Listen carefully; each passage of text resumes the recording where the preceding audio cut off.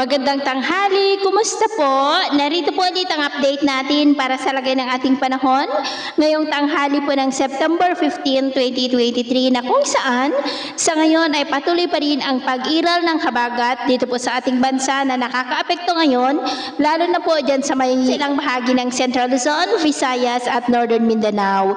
Pero posibleng simula po sa linggo ay lalayo na yan dito sa ating kalupaan and by next week posibleng walang habagat na iiral dito po sa ating bansa.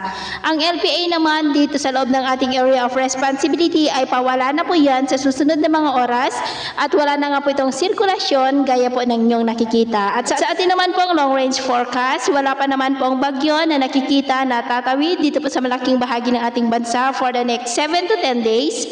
Pero mayroon pong namamataan dito sa forecast na sama ng panahon na muling lalapit dito po sa ating bansa at ang development nitong ating babantayan kung matutuloy po yan o hindi. At sa lagay ng ating panahon, ngayong tanghali ay generally fair weather pa rin sa malaking bahagi ng ating bansa maliban lamang sa mga tsansa ng maulap na kalangitan na may mga pulupulong pag-ulan.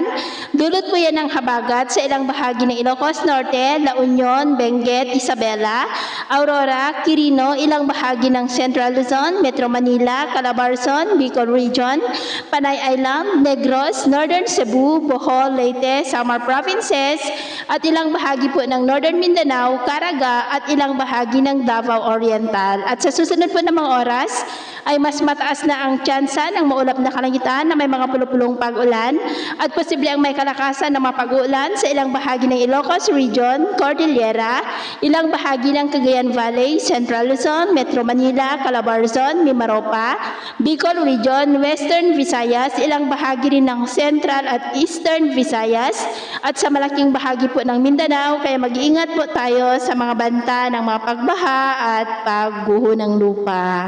At sa atin naman pong mga baybayin, wala po tayong nakataas na namang gale warning signals, pero iba yung pag-iingat lamang po kung papalaot tayo para mas makaiwas sa mga sakunang pangkaragatan. So, yun po ang latest update natin sa araw na ito.